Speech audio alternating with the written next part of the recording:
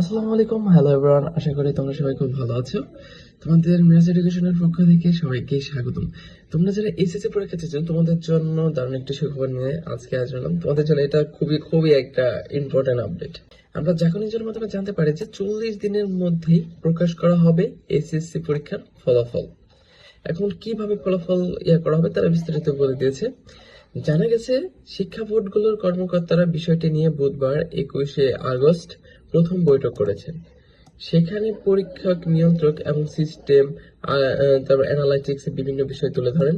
তার মধ্যে সবচেয়ে গ্রহণযোগ্য আলোচনা ছিল আনুষ্ঠানিক পরীক্ষাগুলোর নম্বর এবং যেগুলো হয়নি সেগুলো সাবজেক্ট ম্যাপিং করে ফল প্রস্তুত করা। দ্বিতীয়বারে তোমার বলা হয়েছে যে বৈঠকে অংশ নেওয়া একাধিক শিক্ষা বোর্ডের পরীক্ষক, নিয়ন্ত্রক জানায় যে 40 দিনের মধ্যে ফলাফল প্রস্তুত করে প্রকাশের প্রাথমিক রূপরেখা ঠিক করা হয়েছে এবং ফল প্রস্তুতে শিক্ষার্থীদের সর্বোচ্চ সুবিধা নিশ্চিত করা হবে। এবং আমাদের যে 11টি ভোট আছে সেই 11টি ভোটের কিন্তু সমন্বয় কমিটি আমাদেরকে জানিয়েছেন যে যে প্রক্রিয়ায় ফল প্রস্তুত করা হোক না কেন পরীক্ষার্থীরা যেন সর্বোচ্চ সুবিধা পায় সেইভাবে সিদ্ধান্ত নেওয়া হয়েছে। এবং চতুর্থ পর্যায়ে এটা হচ্ছে তোমাদের জন্য খুবই খুবই একটা ইম্পর্টেন্ট আপডেট যে কোনো পরীক্ষার্থী যদি এসএসসি তে নম্বর খারাপ থাকে তবে কিভাবে সাবজেক্ট ম্যাপিং করে এই বিষয়ে কিভাবে সাবজেক্ট ম্যাপিং হবে এই বিষয়ে কিন্তু অধ্যাপক আবুল বাশার জানান যে এসএসসি তে খারাপ থাকলে জিএসসির ফল বিবেচনা করা হবে।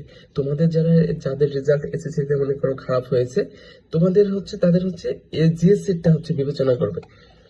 এবং জিএসসি তো যদি খারাপ হয়ে থাকে তাহলে তোমরা যে 7টি বিষয় পরীক্ষা দিয়েছিল মানে তোমরা যে 7টা বিষয়ে তো পরীক্ষা দিয়েছো সেই বিষয়ে কি মানে তুমি কিরকম ফলো আউট করেছো সেটার উপরে গুরুত্ব দিয়ে তোমার রেজাল্টটা তৈরি করা হবে। এবং সর্বোপরি যেখানেই কিন্তু শিক্ষার্থীদের সর্বোচ্চ বেনিফিট দেওয়া যায় আমরা সেটাই দেব, এটা তোমার জানিয়েছে হচ্ছে শিক্ষা বোর্ড। আশা করি তোমাদের এই আপডেটটা ছিল খুবই খুবই গুরুত্বপূর্ণ। এবং দেখা হচ্ছে নতুন কোনো আপডেট নিয়ে নতুন কোনো ভিডিওতে। সে পর্যন্ত ভালো থেকে সুস্থ থাকো। আল্লাহ হাফেজ।